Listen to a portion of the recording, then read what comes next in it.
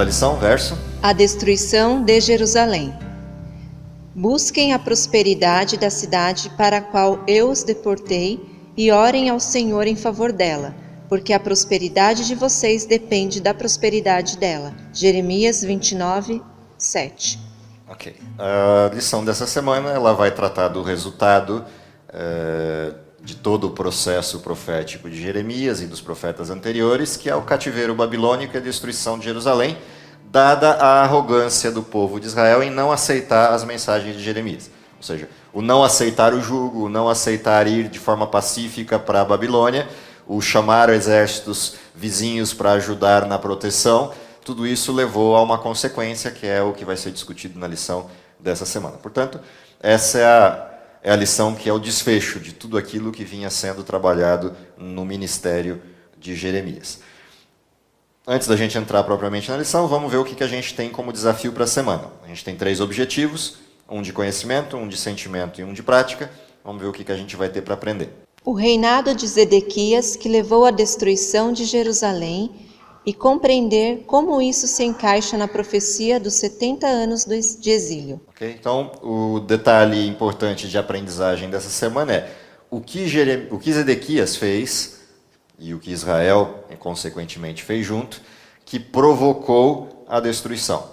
Que elementos são esses presentes na vida de Zedequias e na vida do reino de Israel que levaram à destruição, à consequente destruição de Jerusalém? Uma vez entendido isso, entender como é que isso se encaixa na questão do exílio, na questão da profecia dos 70 anos e por que dessa profecia dos 70 anos de cativeiro. O segundo objetivo é o sentimento, o que deveria resultar como sentimento desta compreensão. A misericórdia de Deus em meio ao desastre, quando ele se comunicou com os exilados em Babilônia por meio de uma carta, encorajando-os a permanecer fiéis. Então, o desenho do sentimento que deveria resultar da compreensão do que aconteceu com Israel é o sentimento de entender como é que Deus agiu com aqueles que foram levados cativos e permaneceram fiéis. Deus agiu com eles com misericórdia, protegeu o seu povo, aqueles que eram fiéis, e essa proteção acompanhou Israel. Portanto, esse mesmo sentimento deveria invadir o nosso coração na percepção de que não importa o tamanho da aflição ou das consequências que o mal imponha sobre o mundo, Deus continua conosco. Deus nos acompanha, Deus não nos desampara. Ele sempre tem não só uma palavra de ânimo, mas também um processo de acompanhamento que produz a tranquilidade. E a prática? Orar pelo bem da nação e buscar paz para ela, mesmo que as circunstâncias da vida estejam longe de refletir a vontade de Deus. Ou seja, estamos num mundo mau. Eu devo orar pela desgraça do mundo ou pela tranquilidade e pela paz? Eu devo orar para que Deus abençoe os governos para que eles sejam prósperos e produzam paz, ou devo orar pela destruição deles? Esse é o conflito de Israel. Israel é convidado a orar pelo bem de Babilônia, porque o bem de Babilônia implica em ter paz. Ou seja, se eu oro para bons governantes produzirem paz, produzirem prosperidade, isso me dá espaço para eu poder viver e pregar o Evangelho. Portanto, esse processo de olhar para o mundo é um processo que deve ser entendido à luz da liberdade de pregação, da liberdade de prática, e não à luz das outras coisas. O mundo pode ter as suas corrupções, pode ter os seus problemas de maldade, pode ser um problema do mundo, não é um problema do cristão. O problema do cristão é ser íntegro.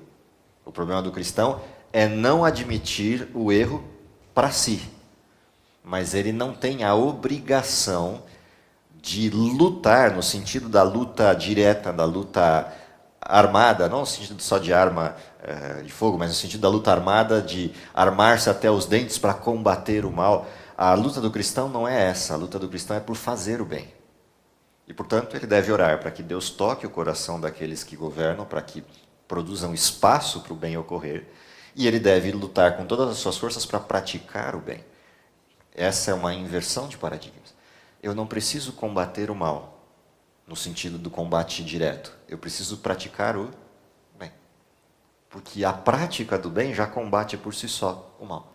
A existência do bem, por si só, já gera a reclusão de espaço, a diminuição de espaço para a existência do mal. Portanto, essa deveria ser a atenção do cristão, e esse foi talvez o grande equívoco, talvez não, com certeza, o grande equívoco de Israel.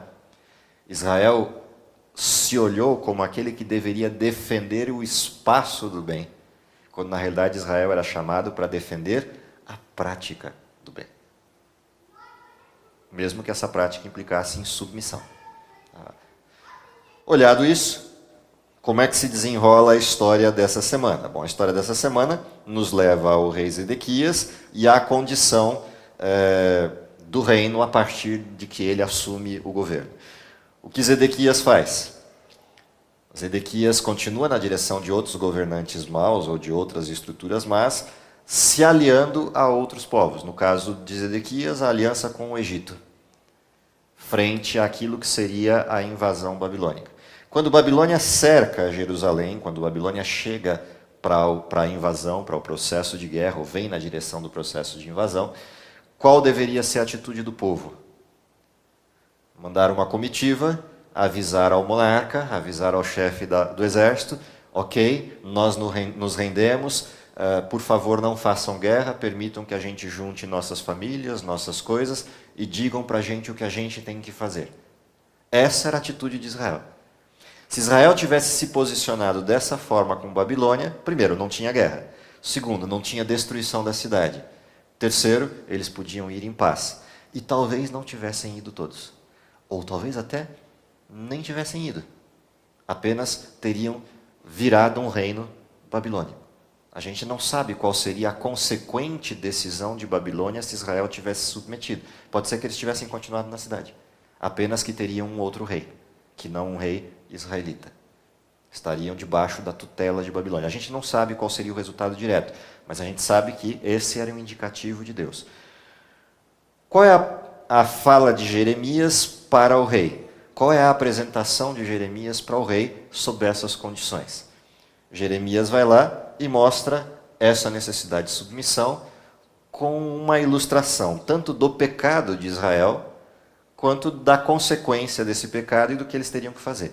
E isso vai a um nível extremo de olhar, quando a gente olha o desenho por inteiro, representado aí no choro de Tamuz, ou seja, como se o profeta estivesse olhando para Israel e o que ele vê em Israel. Os sacerdotes de Israel, o povo de Israel, a estrutura de Israel, servindo as divindades pagãs. Ou seja, ele vê a migração de cultura. Então, a primeira coisa que aparece como estrutura interessante na proposta da mensagem de Jeremias e de Ezequiel, os dois juntos, Ezequiel, olhando para a Babilônia, vê a integração do povo com a cultura babilônica. Jeremias, olhando para o povo de Israel, vê o pecado de Israel nas alianças pagãs. Ou seja, os dois profetas sincronizados com a mesma mensagem. Essa visão, este olhar do choro de Tamuz na visão de Ezequiel e o olhar da desgraça pecadora representada pela missão de Jeremias, mostram até onde Israel foi. Ou seja, não sobrou ninguém para guiar Israel. Sacerdotes, reis, profetas, todos corrompidos. Portanto, não era de se estranhar que o resultado da mensagem de Jeremias fosse aquele que aconteceu. Quando Jeremias diz, vocês têm que se submeter, vocês vão ter que entrar no jogo da guerra babilônico, qual é o resultado disso para Jeremias? Zedequias lava as mãos, age como Pilatos, fala, eu não posso com vocês. Ele vira para os seus príncipes, para os seus conselheiros, e fala, eu não posso com vocês, façam com Jeremias aquilo que vocês julgarem por bem. O que eles fazem? Atolam Jeremias na lama, no poço, na cisterna que não dava mais água. A aliança vem com o Egito. Qual era a fala de Jeremias? Se vocês mantiverem nessa direção, o cerco voltará. E voltará e a cidade será destruída e queimada, e vocês vão presos. Os que não morrerem vão presos. Mais uma coisa que Jeremias ainda diz para eles. Mesmo que vocês se aliem e consigam vencer o exército, os soldados feridos desse exército vão fazer o quê? Eles vão se levantar de onde tiver e vão vir queimar a cidade. Ou seja, não tem saída. Não tem como destruir Babilônia. Não tem como eliminar o que está pela frente. Ou você aceita, ou o resultado vai ser esse. Ainda assim, os sujeitos foram para destruir o profeta, em vez de aceitar a verdade. O resultado desse posicionamento deles, o resultado desse radicalismo apresentado por esses governantes, conselheiros e o próprio rei, foi que, quando o exército chegou, a cidade foi, de fato, destruída. Zedequias preso, seus filhos mortos na frente dele e o povo levado cativo. Portanto, quando a gente olha essa história, que é uma história, como descritivo, uma história simples, mas como causa, uma história não tão simples assim, o que isso nos traz enquanto advertência para os dias de hoje? O que acontece no mundo hoje em relação à perspectiva de juízo, em relação à perspectiva da vinda de Cristo, em relação à perspectiva da destruição completa do mal? Qual é o comportamento do mundo de hoje, dos governantes de diversas instâncias, sejam religiosos ou não? Qual é a reação do mundo de hoje a uma mensagem dessa natureza? Bom, a reação do mundo de hoje é: isso é catastrofismo, isso é visão apocalíptica, isso é visão ufanista, essa visão de catastrofismo não é a realidade, o ser humano terá como dar conta dos seus erros, basta que ele realinhe seus processos, basta que ele realinhe suas práticas. A resposta do mundo de hoje é muito semelhante à daqueles governantes. Não, nós temos capacidade de reverter esse quadro. Precisamos nos dar as mãos, precisamos nos unir, precisamos alinhar a direção e combater o mal. Essa é a visão do mundo hoje. Em qualquer área que você discuta, essa é a visão do mundo hoje. O que o mundo não consegue perceber, talvez não consiga ver com clareza, é que o problema do mal não está no mal, está em quem o pratica. Quem o pratica tem um coração mau. Isso é tão nítido. Por exemplo, pega o que a gente está assistindo hoje como discurso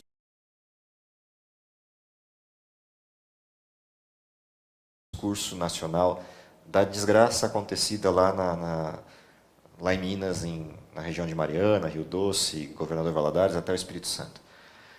Faz 3 semanas, quase 3 semanas, que toda a estrutura científica vem avisando que aquela água que está correndo com lama tem que ser segurada nas barragens hidrelétricas do Rio Doce, porque se ela chegar até o Espírito Santo, ela vai atingir todo o bioma marinho da maior estrutura de pulmão marinho que a gente tem no mundo.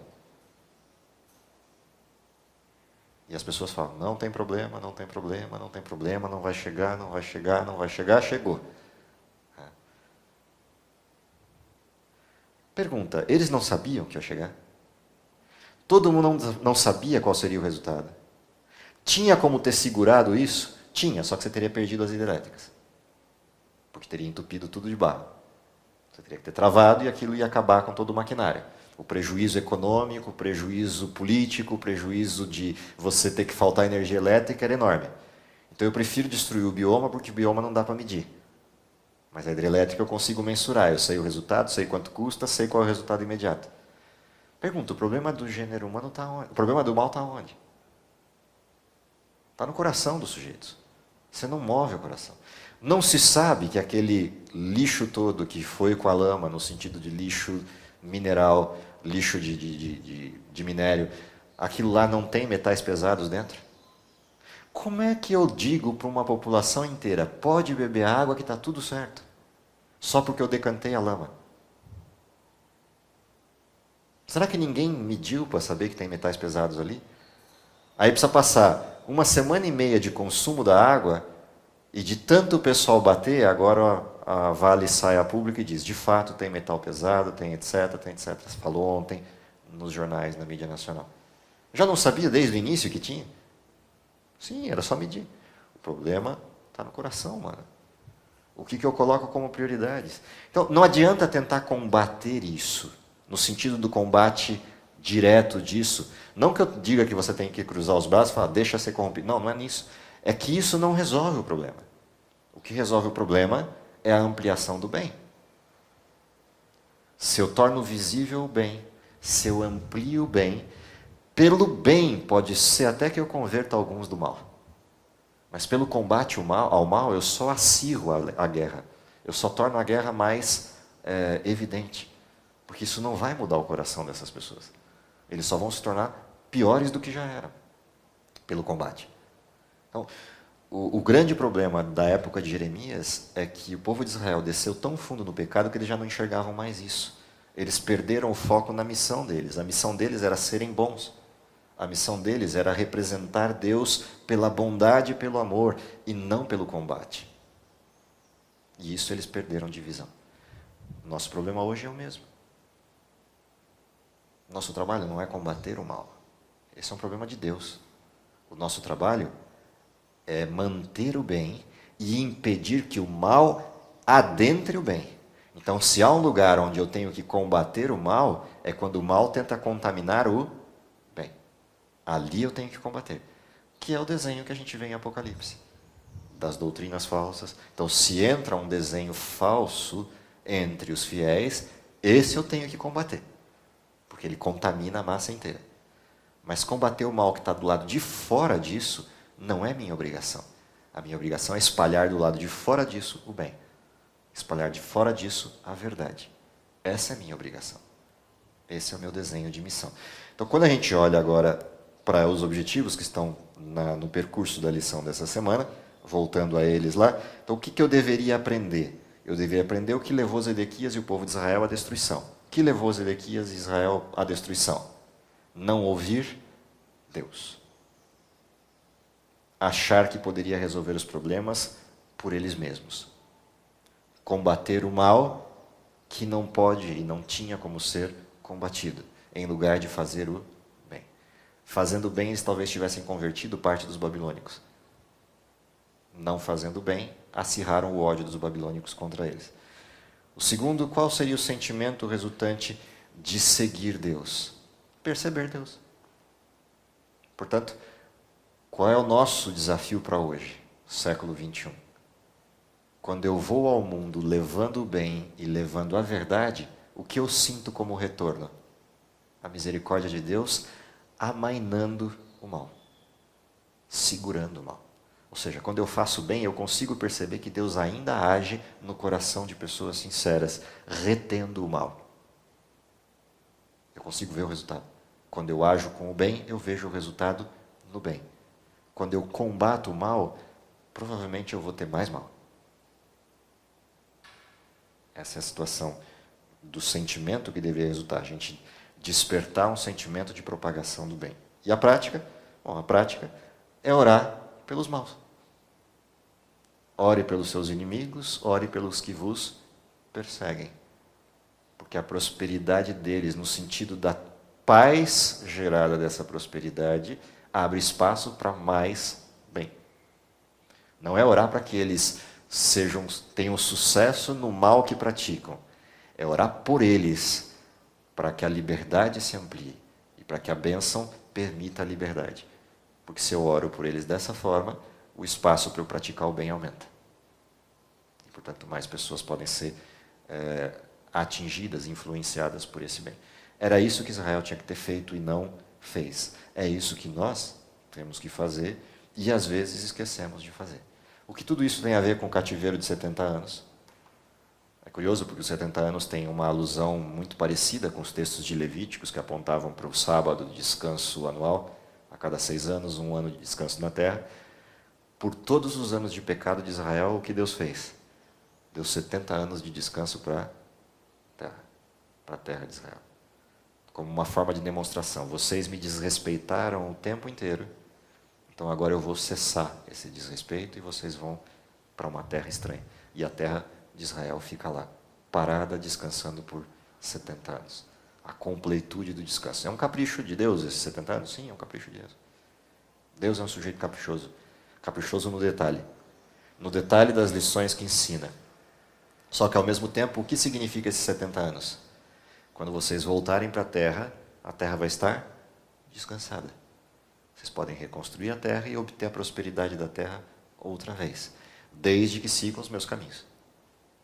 Portanto, os 70 anos é uma promessa de misericórdia, não é uma ameaça de cativeiro.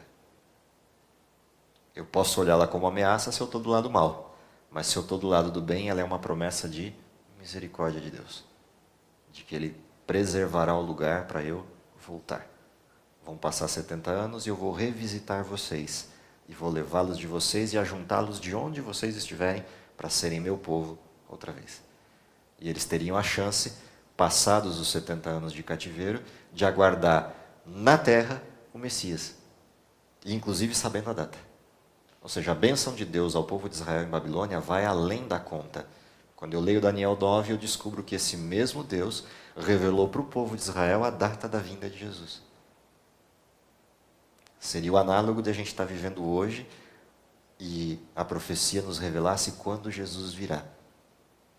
O que Israel fez com isso? Ignorou. Quando Jesus veio, ninguém estava esperando.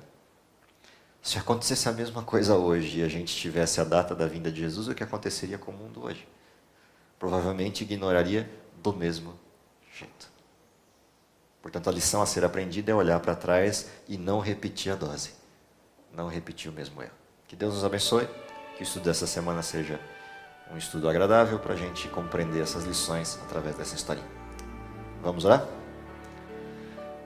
Querido Pai que está nos céus, te agradecemos, em primeiro lugar, pelo dom da vida, pelas experiências do passado que nos propiciam um caminho mais sólido para não cometer os mesmos erros, mas pedimos que nos dê poder para que tudo isso possa ser visto com uma visão clara, com uma perspectiva correta, para que possamos encontrar os caminhos adequados para o desempenho da tua missão no mundo hoje.